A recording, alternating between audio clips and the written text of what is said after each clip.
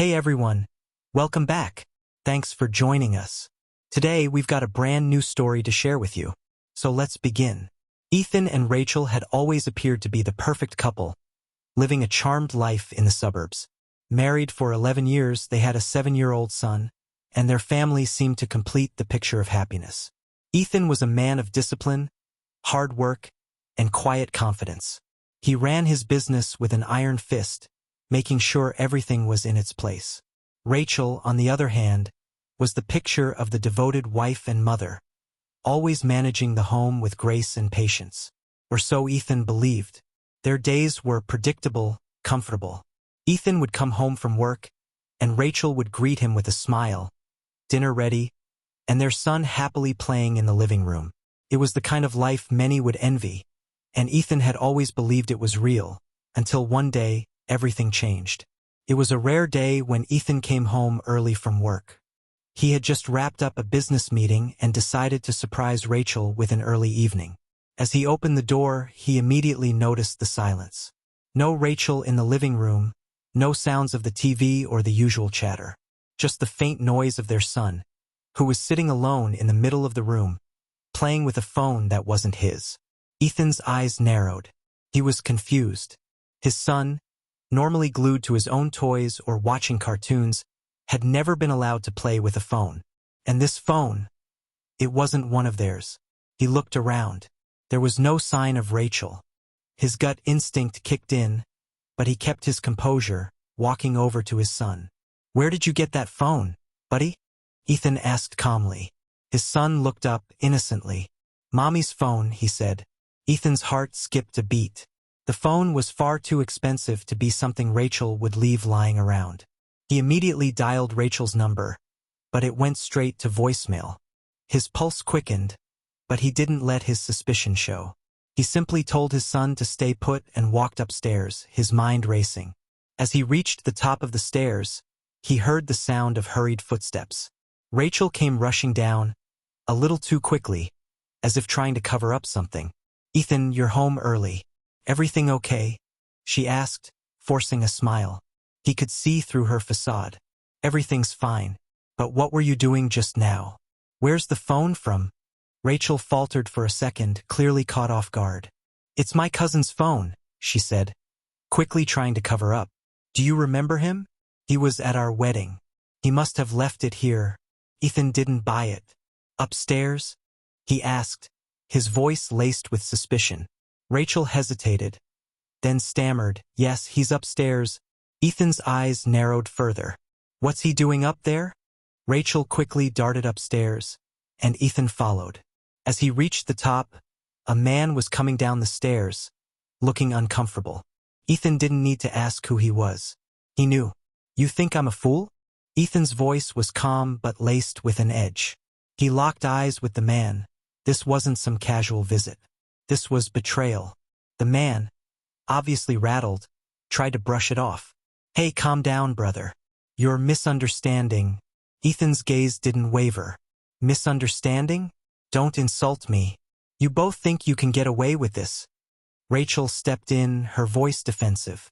"Ethan, what are you talking about? You're overreacting." Ethan shook his head slowly. "I'm not overreacting, Rachel. This is just the beginning." He turned around, taking his son's hand, not even sparing Rachel another glance. "I'm taking him to the neighbors," he said quietly. "We'll be back soon." "Sure." I'll continue with the next section, intensifying the conversations to reflect the aggression and harshness of the situation. Ethan walked out of the house, his steps steady, but his mind was seething with rage. He kept his emotions tightly controlled, but the truth was there. The betrayal was undeniable. As he left his son with the neighbors, he allowed himself a moment to think. How dare she? His fingers clenched into fists, and a fire of anger simmered just beneath the surface. As he returned to the house, he wasn't sure what he expected. Maybe Rachel would apologize. Maybe she'd act like nothing happened. But Ethan was prepared for anything. What he wasn't prepared for was the cold emptiness of her excuses. He walked into the house, the door slamming behind him. Rachel was standing in the living room, her face twisted with frustration and guilt. Her fake smile had vanished. What the hell is going on, Rachel? Ethan's voice dropped to a low, menacing tone. I come home to find my son alone, playing with a stranger's phone. And now you're telling me this was your cousin's? Do I look stupid to you? Rachel's eyes widened with panic, but she tried to stand her ground. You're making a big deal out of nothing, Ethan. It's just a phone, nothing happened. You need to chill out. Ethan's gaze hardened, a smirk forming on his face. Chill out? You think I'm the one who needs to calm down after what I found? You're out of your mind if you think I'm just going to let this slide. His voice grew louder, more forceful, his anger pushing him to his breaking point. I don't care if you think I'm overreacting. I know exactly what I'm dealing with. You think I'm a fool? That I don't see the lies all over your face? Rachel took a step back, her body tense, but she tried to maintain some composure. You don't know what you're talking about. It's not what you think. Ethan stepped forward, his presence overpowering. Oh, it's exactly what I think. Don't you dare try to gaslight me. You're so full of shit. Rachel, his voice was cold, cutting. I gave you everything. My trust, my love, my loyalty. And this is how you repay me? You bring some loser into our home, into our bed, and you think I won't notice? Rachel was frozen, her face paling as the realization of how far Ethan had gone sank in. He wasn't just angry, he was deadly serious. He took another step toward her, and his voice dropped to a dangerous whisper. You think you can just run off with him and leave me in the dark? You and your little AP. His words were sharp, each one a reminder of the pain she had caused. You two think you're invincible, that I wouldn't catch on? That I wouldn't tear your world apart?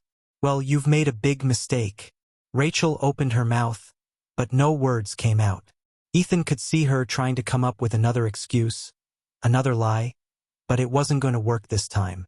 He wasn't the man she could manipulate anymore. His eyes were filled with cold fury, but his expression remained impassive. You're nothing but a liar, Ethan spat, his voice dripping with contempt. And you've just destroyed everything you had. Your reputation, your family. You think you're a fair partner is going to save you? That little shit is nothing but a pawn in this game. You're both dead to me. Rachel flinched at his words, but Ethan wasn't finished. I'm done talking. He grabbed his son's jacket and turned toward the door. As he opened it, he looked back at Rachel, his eyes burning with a fury she had never seen before. I'm taking him. I'm getting him away from you, from all of this. And when I get back, you better be gone. You're not welcome here anymore. Before she could protest, Ethan stepped out the door, his back turned to her. He wasn't even waiting for her to beg or apologize. He was done. Ethan's mind raced as he sat at the bar with his friends. They could see the rage in his eyes, the quiet fury that simmered beneath the surface. But Ethan didn't talk about his plans just yet. He listened, nodding as they offered their advice, their anger reflecting his own. But deep down, Ethan knew he didn't need anyone else to solve his problems. He was going to handle this his way. So, do you know this guy?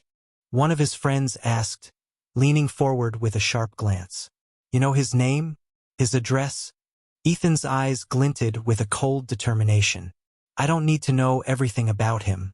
I know enough, and I don't need anyone to help me. This is my mess, and I'll clean it up myself. His friend smirked. You're not gonna let it go, are you? Damn right you shouldn't. But you're not alone in this. Let's take that bastard down. Ethan let a small smile curl on his lips. We're gonna do this right. I don't care about any legal shit. This is personal now. One of his other friends raised his glass. Then let's get it done. Ethan pulled out the AP's phone, which he had taken earlier that night. It was all too easy for them to unlock it and find his address. The friend who had smiled mysteriously earlier now had a dark gleam in his eyes. We've got everything we need. Let's go. The four of them drove through the night, their minds sharp and focused. The plan was simple. Make sure the AP understood the consequences of his actions. No more games. When they arrived at the AP's house, they wasted no time. The door was unlocked, and they stormed in, their presence commanding and brutal. The AP was in bed, but not alone. He was with another prostitute. His eyes went wide when he saw them, panic flickering across his face. Ethan stepped forward, his voice low and cold. "We need to have a little chat," he said, his tone lethal. The AP tried to scramble out of bed, but Ethan was already in control. "You really thought you could just get away with this? With her? With my family?" Ethan's voice was a dangerous growl. "You've made your last mistake, you little piece of shit," the AP stammered, trying to explain himself. Hey, calm down. You don't need to do this." But Ethan wasn't interested in excuses. One of his friends, still standing near the door, stepped forward and punched the AP square in the face. Blood splattered as the AP staggered back, his eyes wide with shock. "That's for Rachel," Ethan said coldly, watching the AP crumble. "And now you get to live with the consequences." The AP crumbled to the ground, his body shaking with fear as blood dripped from his busted lip. Ethan stood over him, towering like a storm about to break. His eyes didn't show mercy. Not anymore. The time for explanations was long gone. He had already given Rachel the chance to fix things, but she chose to walk away. Now the consequences were unfolding, and there was no way back for either of them. Ethan looked down at the AP with disgust. "You're a coward," he spat. "A cheap, desperate man who thinks he can just walk into my life and destroy everything. You thought you could hide behind a woman's skirt and get away with it. But you're nothing. You're trash. And you'll never touch anything I've built." The AP tried to crawl away, his breath ragged. But Ethan stepped forward, pressing his foot onto his chest, forcing him to stay on the floor. The fear in the AP's eyes was unmistakable. He knew he was outmatched. "Think this is over?" Ethan asked, his voice ice cold. "You've got another thing coming. I'm just getting started. Rachel doesn't get to walk away from this without feeling every ounce of pain she caused. And you're just the beginning. I'll make sure you know exactly how it feels to lose everything." The AP, gasping for air, tried to speak. "Please, man, No more words from you," Ethan interrupted, his voice low and deadly. "You've spoken enough. You're nothing but a footnote in this story now." With one last look at the trembling man on the floor, Ethan turned to his friends. They had all watched the scene unfold in silence, but now, the weight of their involvement hung in the air. They didn't need to ask what Ethan wanted. He made it clear the moment he stepped into this game. No mercy. Not for Rachel, not for the AP, and especially not for anyone who dared to cross him. "Let's go," Ethan said, his voice calm, but there was an edge to it that sent a shiver down their spines. "It's done here. Let's finish what we started." The four of them left the AP in his apartment, lying there, bloodied and broken. There was no way to escape the message that had been sent. Ethan wasn't done, and neither was the price to pay. When Ethan returned home, the house felt different.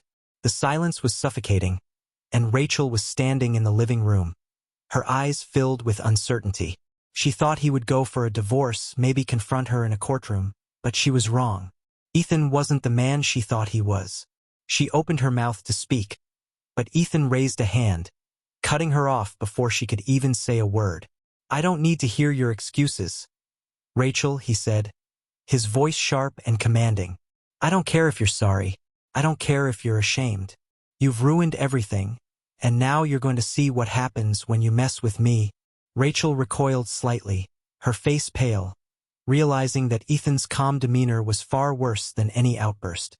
He was in control, and he had no intention of letting her off easy. "I told you," he continued, his tone low and threatening, "I wasn't going to let you get away with it. I'm not some weak fool who's going to cry over you and your lies. I'm a man who fights for what's his, and I'm going to make sure you regret every second you spent trying to destroy me." Rachel's eyes welled with tears, but Ethan wasn't interested in her apologies anymore. He moved toward her with purpose, grabbing her by the arm and dragging her to the kitchen, where a chilling silence filled the room. "You've always thought you were smarter than me," Ethan said, his voice dripping with disdain. "You thought you could fool me, make me look like a joke. But now, I'm going to show you how wrong you were." Rachel, still in shock, tried to pull away, but Ethan's grip tightened. "You're not going anywhere." Not until you see the consequences of your actions. He released her arm, but not before giving her a hard shove, sending her stumbling back against the counter. Her knees were weak, and she could barely hold herself up. "Look at you, Rachel," Ethan sneered, his words laced with venom. "Pathetic. You're nothing. You never were. And now I get to show you how far you'll fall." Her face twisted in desperation, but Ethan didn't care. He was done with her. The last of any feelings he had for her had burned away long ago, replaced by a hunger for justice and vengeance. Ethan didn't waste any more time with Rachel. He wasn't interested in talking. He was finished with that part of his life. The games, the lies, everything had led to this moment. He turned his back on her, walking toward the door without a second glance. "I'm done with you," he said, the words final and unforgiving. "You and your AP. You're both gone. And when I'm through with you, there won't be a single place left for you to hide." The weight of his words hung in the air, suffocating her as he left. Rachel could do nothing but stand there, staring at the door, realizing too late what she had lost. Ethan had taken control of his life again, and this time, there was no turning back. His revenge wasn't over. It had only just begun. The games were finished. The price of betrayal had been paid, and those who crossed him would remember it. Thanks for watching. If you enjoyed this video, don't forget to like, comment, and subscribe for more stories like this. See you next time.